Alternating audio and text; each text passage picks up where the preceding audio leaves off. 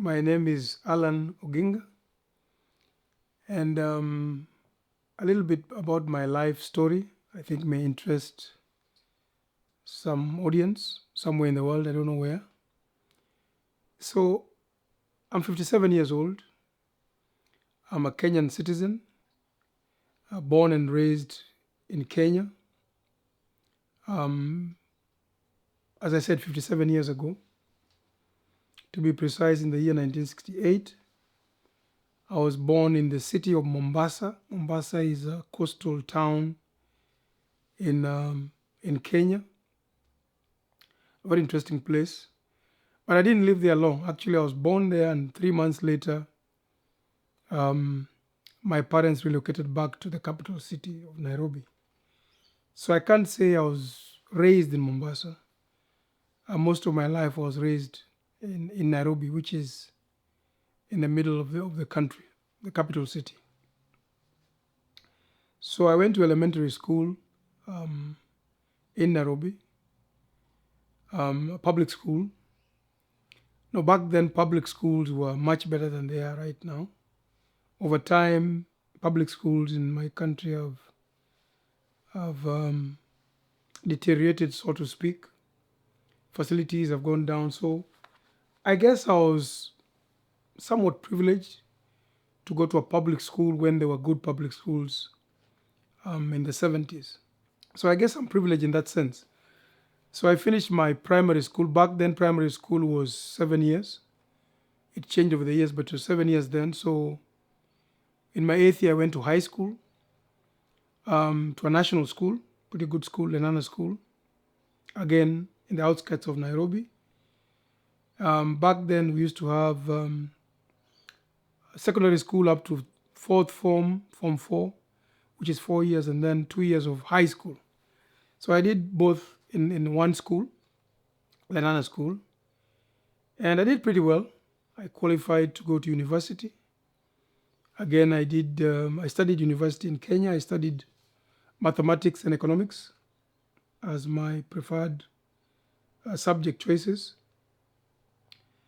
Played a bit of sports back in high school and also university. In high school, played quite a bit of soccer. In my last year of high school, I was actually the school soccer captain. One of my highlights. And then when I joined university, I decided to play rugby. Lenana School was a rugby playing school, but so I just carried on kind of developing my rugby skills with time. And then when I went to university, rugby became the sport of my choice. Again, I was elected captain in the third year of my university. So sports has been pretty much part of my background. Like many people, I think university is a place where you discover yourself. I had a lot of fun. Discovered girls in university. Discovered, you can be free but also responsible. So a lot of things happen in university in the sense that I started asking myself, what do I want to do? Back then, in the early 90s, when we graduated about 91, 92, banking was very popular as a career and very lucrative. And I was fortunate enough that 4 months after I graduated from university, I got an opportunity to join one of the prestigious banks in Nairobi. Citibank is an international bank, and it has a branch in Nairobi, and I actually applied and had an opportunity to work there. So that was my first real opportunity to work as a career. And I don't think I quite enjoyed it. I couldn't spend as much time perhaps playing sports as I thought I would. Trying to juggle between career and sports, and it was quite involving. So I had to drop sports, and I think that's what kind of put me off. The hours in banking were long then. The systems, the digital systems, the computer systems were not quite up to speed then. So a lot of things were very manual. So we spent a lot of hours actually reconciling figures, and I don't think I enjoyed quite that bit. 5 years down the line, I had an opportunity to leave the country and go to the United States to study economics. A bit different than what I was doing, more of development economics. But I guess I saw an opportunity to run away from banking. So I took the chance, and late in the 90s, I went to join a university, Wright State University in Dayton, Ohio. Dayton is a small city between Cincinnati and Columbus in the Midwest in Ohio State. I actually joined my brother, my younger brother who'd been there earlier.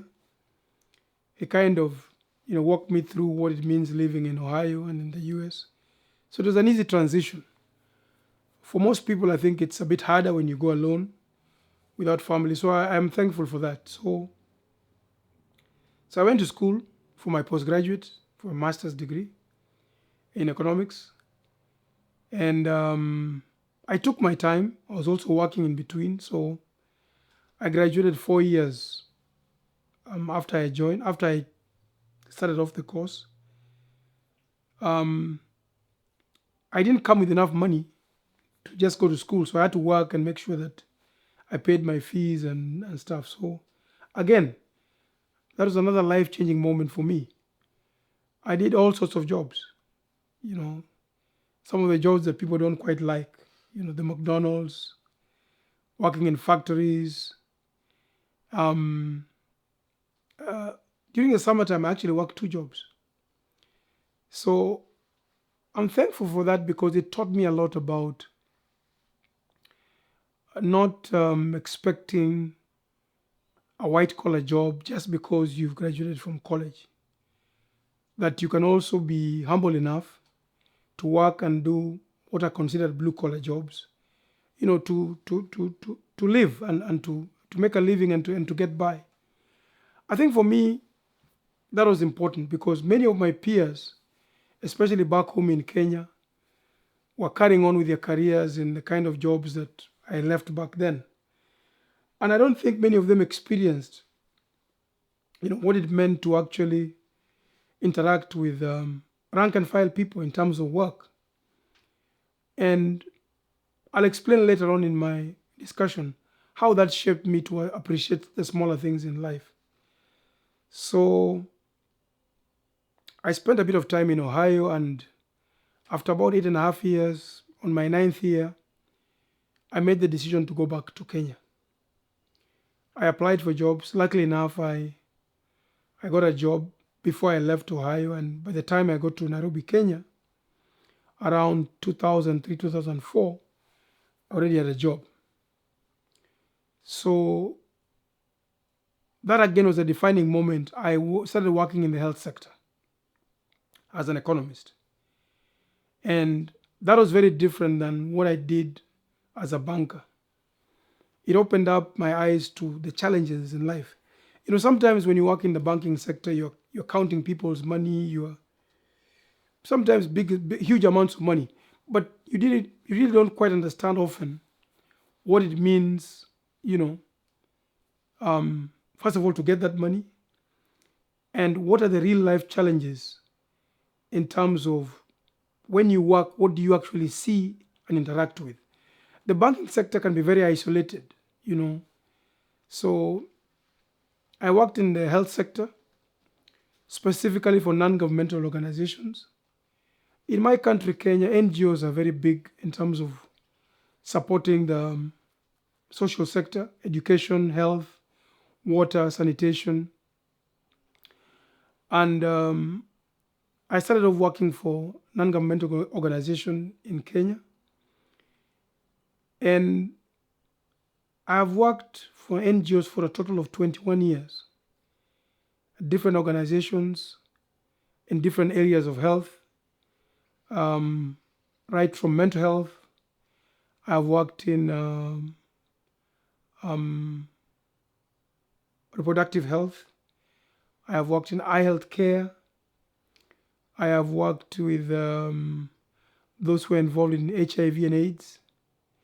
So I've had a good understanding of what it means to finance, because my area was really, as an economist, financing these areas of health, what it means in terms of getting the right mix to finance healthcare services in a developing country.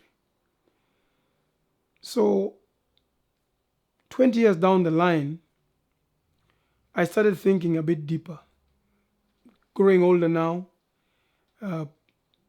nearing retirement age, started asking myself, okay, now what's the next stage? So over the 21 years or so that I've been working in the NGO sector, there were some things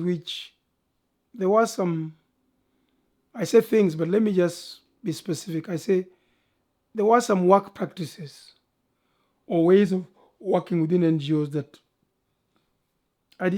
didn't quite please me.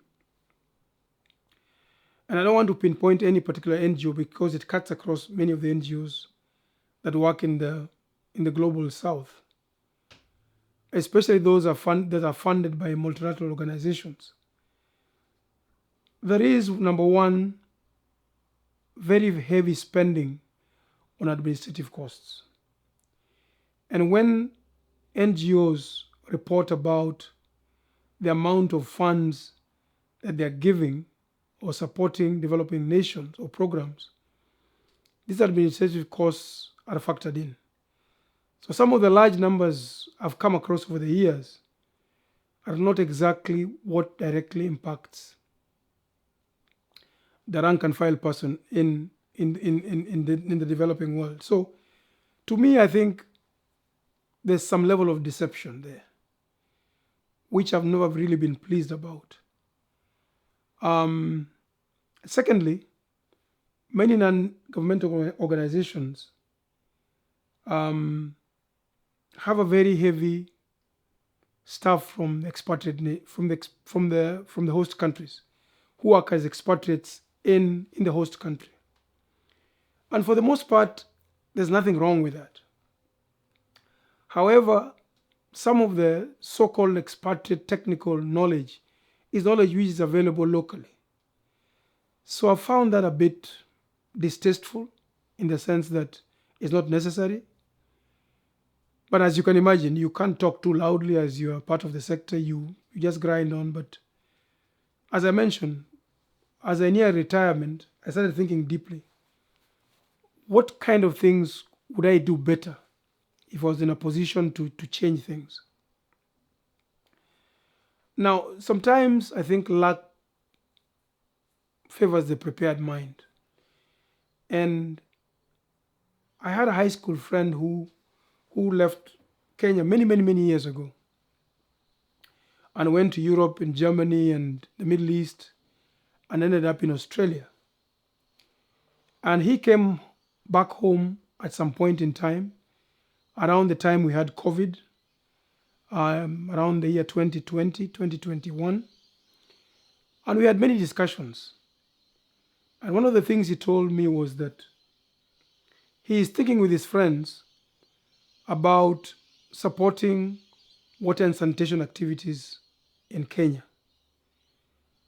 And my response was, okay, so how do I fit in?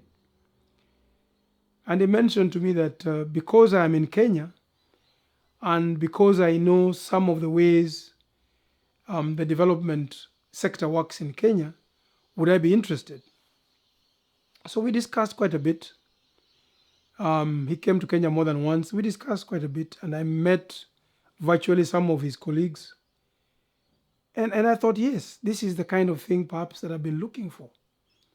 Because the model they were suggesting was a model that was very light on administrative costs and very heavy on direct funding going to the projects. So I said, yes, why not? I looked at what their model was and had discussions with a few of my colleagues on the ground and said, okay, let's do it. Let's see. Let's see how it works. And so I started off working with a foundation in Australia known as NOTAPS Foundation. And for this one, I can mention the name because I think I found my calling late in life because I'm enjoying it. And I think it answers some of the questions that I've been asking about some of the challenges I've been seeing previously with NGOs. And NOTAPS Foundation is very light on administrative work, very flexible approaches. And so I liked it. Sorry, let me track back. One of the problems, another maybe third problem I had with NGOs was that many of the programs were set up in a time frame, usually 3 years or 5 year programs. So after the third year or the fifth year, these programs tended to shut down.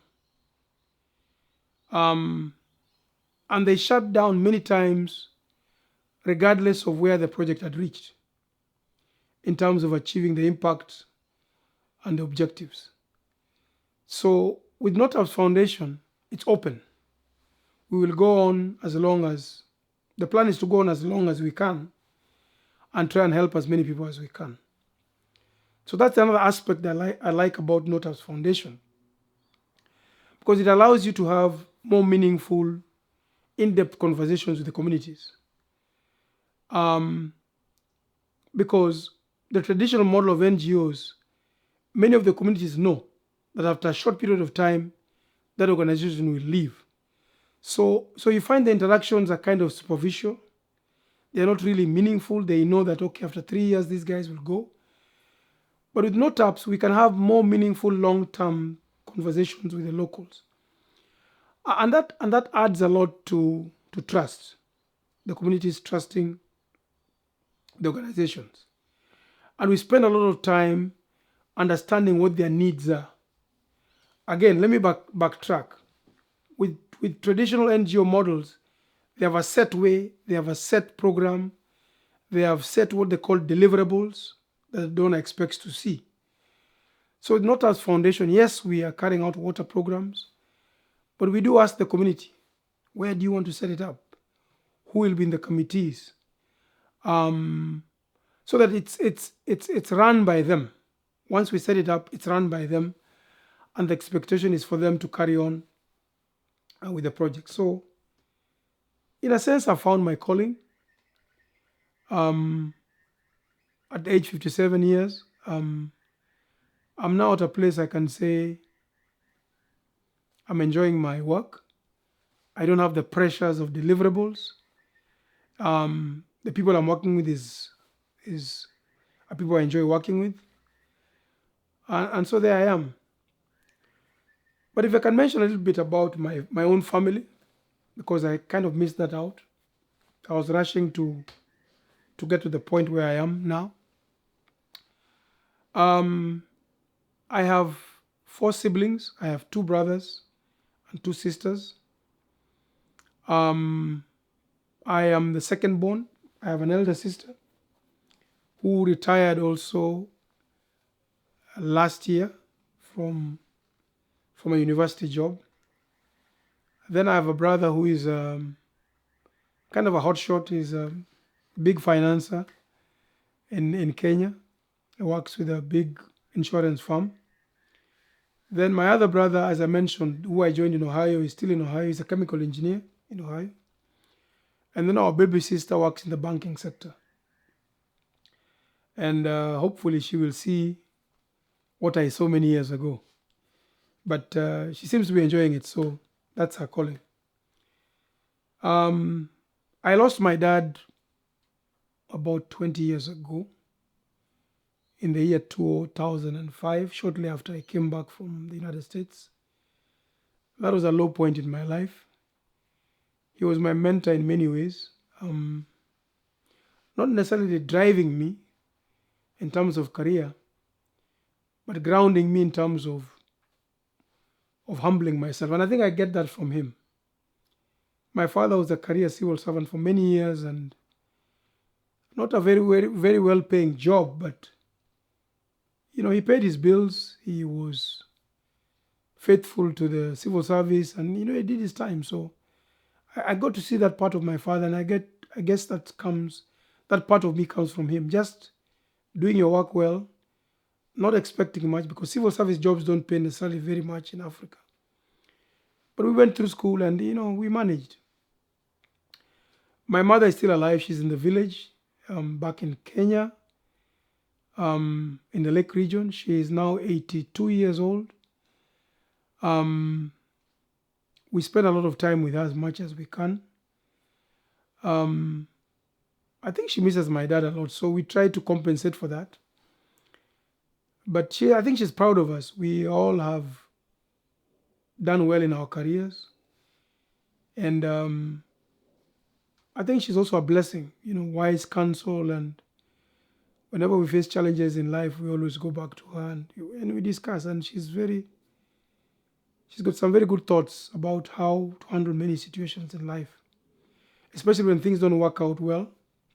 She's got a very humbling, very cool presence about her when we go home, back to the village. So that's a bit about my family. I have a son who is 19 years old. He's finishing up high school, and hopefully he'll be joining uni very soon. His preference is to leave the country, perhaps just like I did many, many years ago, to explore and see what the world has to offer for him. And I think it's a good thing. He may be coming to Australia, but there are other choices out there. So it's a bit expensive, but we'll push it, myself and his mother, as much we can. Because a good career and a good education, I think, go well together. Get a good education, you get a good career, and then we set him off in life. And then I can be free and then do whatever else I like. Raising a child is one of the most important things. And I think if you do it successfully and a child is successful and is out there in the world, I think it's one of the things you can count on as an achievement, besides other things, career and, money, if you choose that to be important to you. But raising a child from point zero all the way to being a grown person. My son is now an adult. He's over 18, but he's got a few more years to go before he stabilizes. And, as you see a child growing and becoming stable, it's one of the greatest things. I have lovely pictures of him from the time he was born all the way to now. And sometimes I look at them and I say, wow, how time passes, how time flies, So I guess those are my defining moments. I think I've had a good life. It's been steady. From where I come from in Kenya, many, many, many families are not as stable, perhaps, are not as fortunate, perhaps. People go through many, many troubles. As I mentioned, I have worked not necessarily as a physician, but I've worked in the health sector and I've seen what poor health can mean for many, many people. For my family, I think we've escaped that for the most part. Most of my family members have been healthy, and I thank God for that. So many families in Africa go through many, many challenges in terms of health, in terms of finding funding for their education. Incomes are low, and many families are big, more than 5 children. So the resources are spread thin. So in that sense, I count myself, one of the fortunate ones. There are obviously many families much better off, maybe financially, than we are, but we count ourselves lucky. I count myself lucky.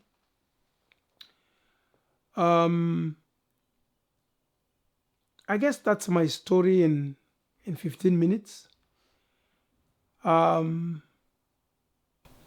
do you hope to do with the remainder of your years before you take your last breath? As I mentioned, I'm 57 years old, and for most human beings, I'm already past halfway.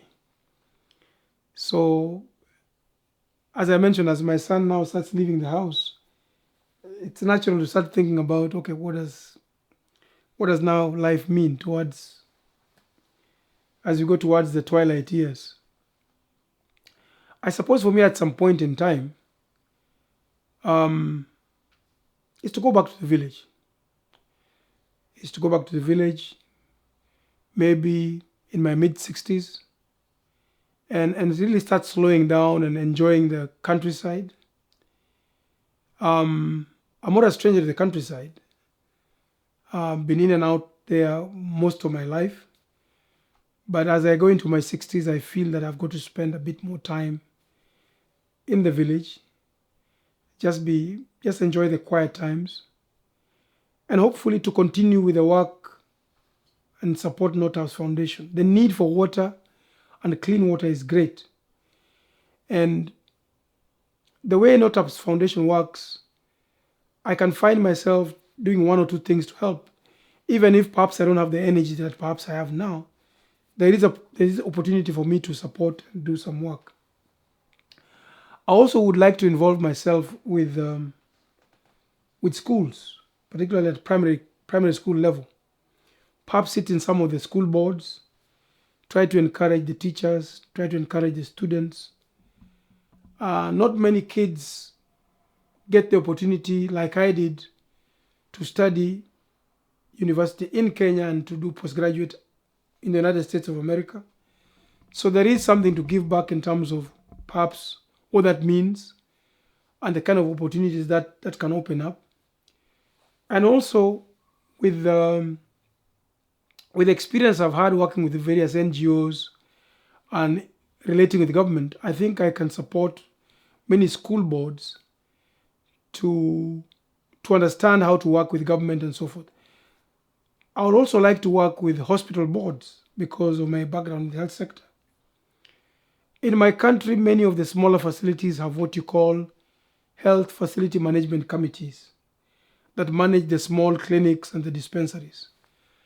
These health facility management committees are drawn from members of the community. And as I mentioned, if I would retire at home, then I would be part of the community. And I think I can lend my support to these committees to see how to manage these dispensaries and health committees and health facilities. So those two things are at the top of my mind: working in schools, primary schools, in boards, and also in health facility management committees in the rural areas. I think for me that would be an easy way to slow down and to give back to the community. Maybe do a bit of farming, not commercial farming, just subsistence farming. Enjoy the soil, touch the soil, and at some point in time when you're buried, you go back to the soil. So, get back in contact with nature, and mostly interact with members of the community, many of whom I don't see very often. So perhaps an opportunity to see some of them more and more on a daily basis. I speak the local language, but I don't speak it very well because I've not lived in the rural areas for very long. I hope in my twilight years I can perfect the language because I'm interacting more with the locals. I guess those would be my ways of finishing off my twilight years. Just slowing it down and winding down in the village. You mentioned this slowing down aspect of things, which I find super interesting. You feel like maybe you're heading towards being more connected to your roots as you wind down. You Yes. typically speak to slow down, connect with nature again, connect Yeah. with your community. Is that a desire within you would say? You feel like you're lacking that? Yeah, I think I'm lacking it. I have worked, as I mentioned, especially when I came back, particularly when I came back from the US.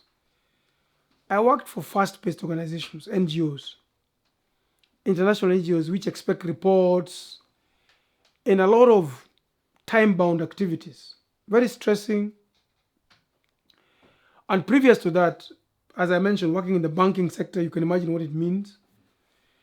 And then also when I was in the United States, you know, juggling between working and going to school, that was very fast-paced.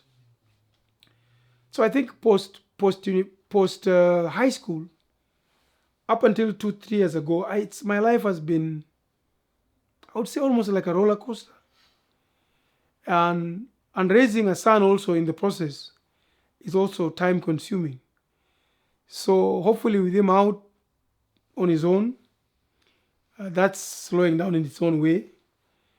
And then, getting away from those jobs that took up quite a bit of time, sometimes late into the night, working on weekends, I can pretty much say goodbye to that and do things which in the village are not time bound. You can choose when to do them, how to do them at the time you choose. Sometimes you don't have to do them. You just can spend a week just sitting down and reading a book. So in many ways, it is slowing down.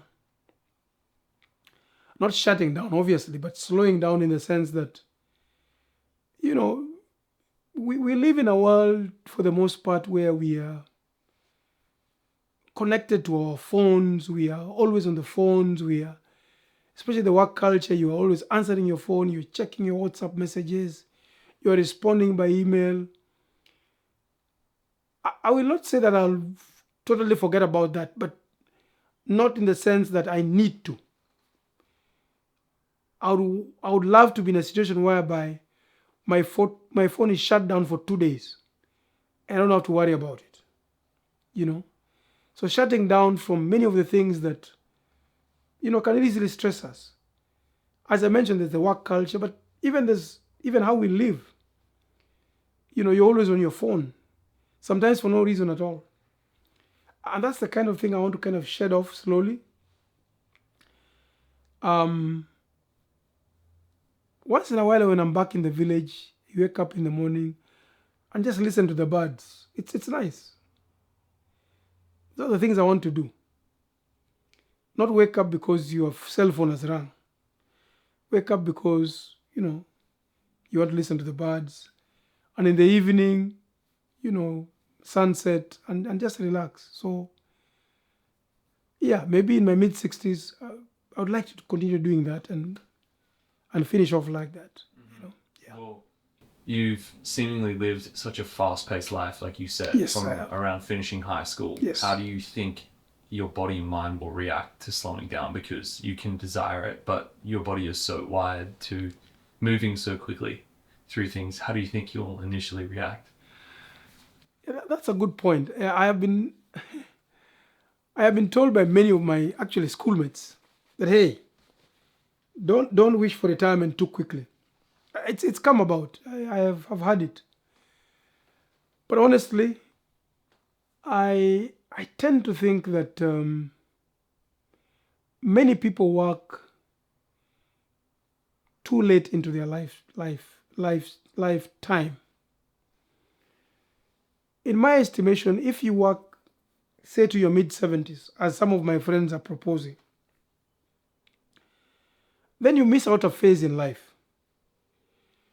Because on the average, from where I come from in Kenya, we have our kids, for males, maybe in your early 30s, sometimes in your late 20s, you have your kids, get married, you have kids or whatever.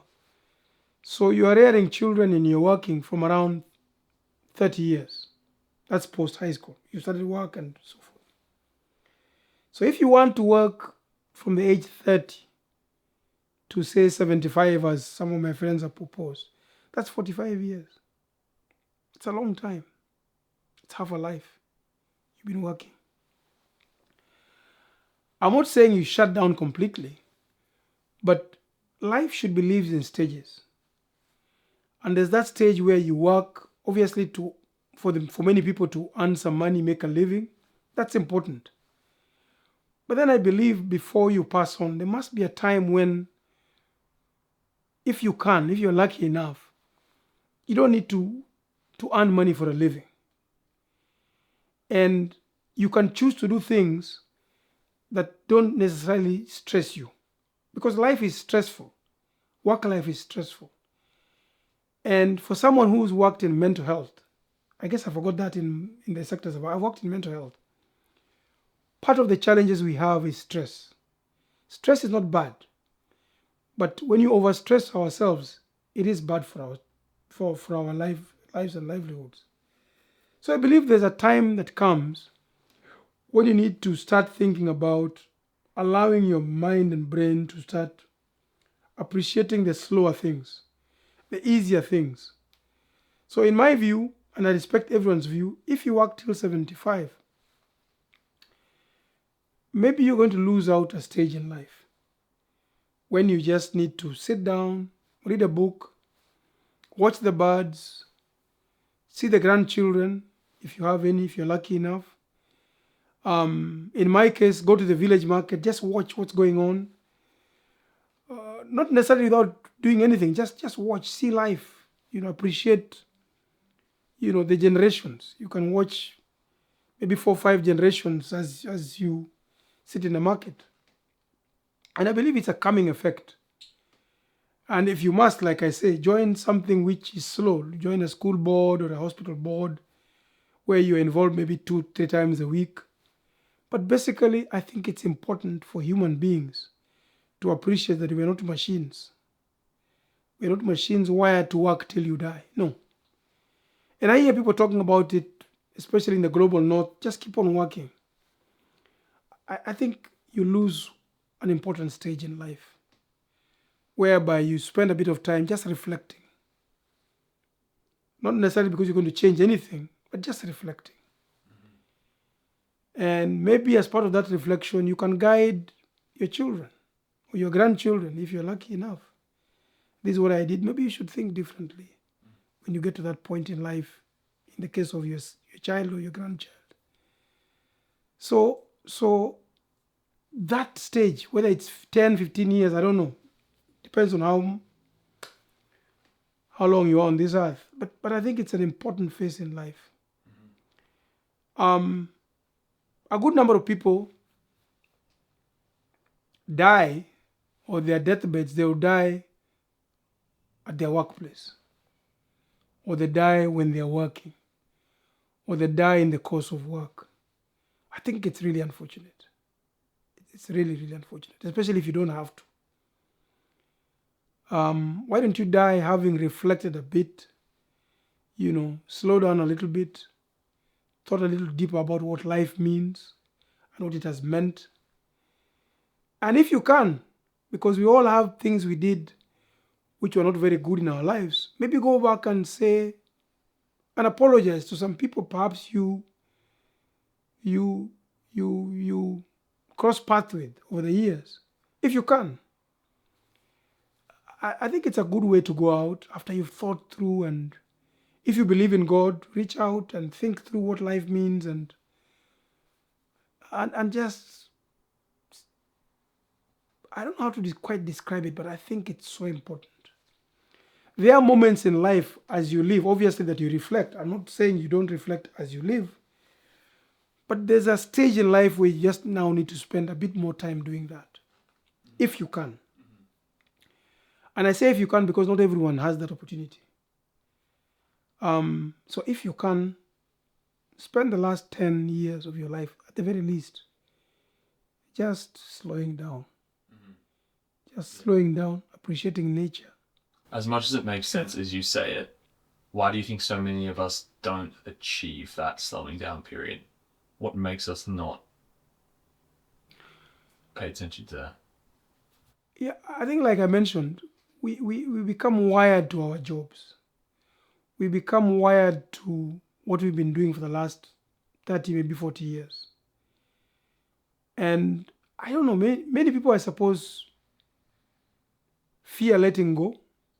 There's that fear of letting go what you've been doing for so long, not realizing that you can't let go, So it's, I suppose, going into the unknown, the uncharted waters, so to speak. I guess many people fear that. So you want to stick to what you know. And for a good number of people, especially some of my friends, I've heard them saying, okay, so if I stop working, what will I do? And for those who listen, I say, yes, there are other things you can do. But I guess to answer your question directly is many people fear the unknown. And for the case that I'm describing, in my case, like going back to the village, many of my colleagues are not very familiar with their villages. They've lived in the city most of their lives, say. They've worked most of their lives. So it's a strange place to them. So it's like going to a different, strange place that's totally new. So I guess working and continuing working and living in the city is something they are comfortable with. So I guess it's different for different people, but we become wired to doing the same thing 30, 40 years, and you fear what it means to do something different.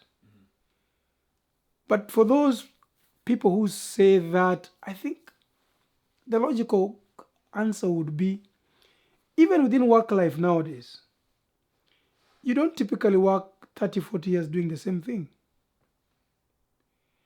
It used to be like that way back in the day.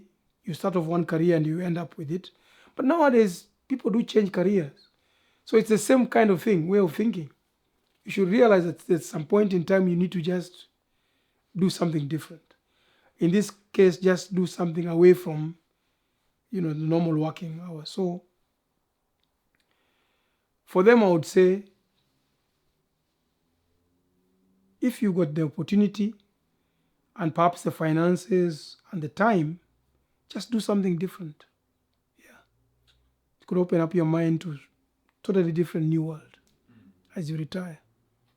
One final question I'll leave you with. You mentioned you got a lot of energy and values from your father. Yes, sir. What do you think your father would think today of your life achievements and the values that you've attained along the way? I think he'd be proud. I think he'd be proud of all the five of us, not just myself. Why do I say this? In Kenya, where I come from, and I guess it's many parts of the world, in a typical family of 5 siblings or more, sometimes less, you'd find one particular person who's just troublesome. In many parts of the world, they call him the black sheep, who is a bit more difficult and has not quite achieved their ambitions and becomes a drain on others in the family. I can say with a good level of confidence that all 5 of my father's children have worked very hard, built their careers, developed themselves, are totally independent. And that's very important because in where I come from, one or two siblings tend to depend on the others because perhaps they've lost their way. So I'm not just answering for myself, but I'm sure my dad would be proud of each and every one of us because we've lived our lives independently and we've made careers and have become independent people in their own rights. Our father tried to instill in us that sense of independence. And I think he'd be very proud, not just of myself, but of my other siblings, that we've been independent. From the time we left the home, or left the nest, so to speak, we've been independent, we've worked, and we've raised our individual families, and we've not been a burden on each other or to our own mother. Because there are families that turn back to their own parents for support after they've left school and expect their parents to prop them up. We have been lucky, we have worked hard, and not just myself, I think my father would be proud of each and every one of us. But specifically for me, the thing that perhaps he would be very, very proud of in the organization which I'm currently affiliated with, the Notas Foundation, we've had the opportunity to actually support a primary school where he actually went to school at back in the 50s. So it's a school that has been there since the 40s. And with the time, the infrastructure has kind of, broken down. And not long ago, the latrines, the toilets were in very bad state. And there was inadequate amount of water. And the Notas Foundation board approved, and we rehabilitated the latrines, the toilets, and we put in 3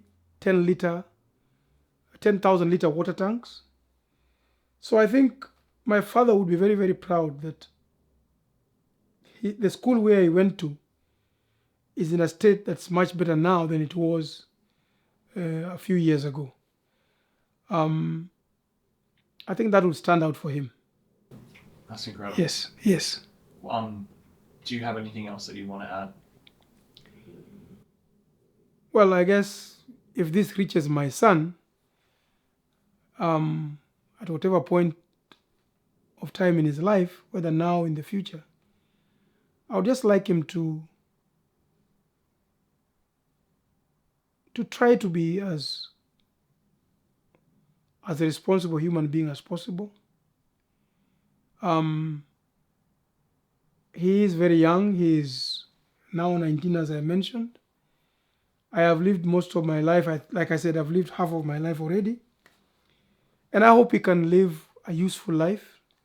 I hope he can impact many people.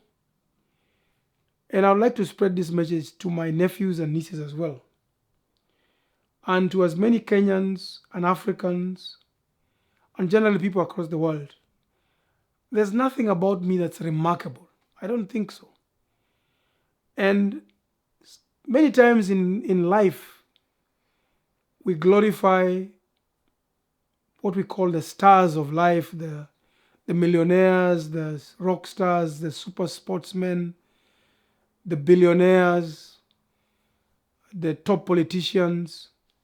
I just think if you live a truthful life in the best of your ability, then you've achieved what you are intended to achieve in life. I think that would be my message.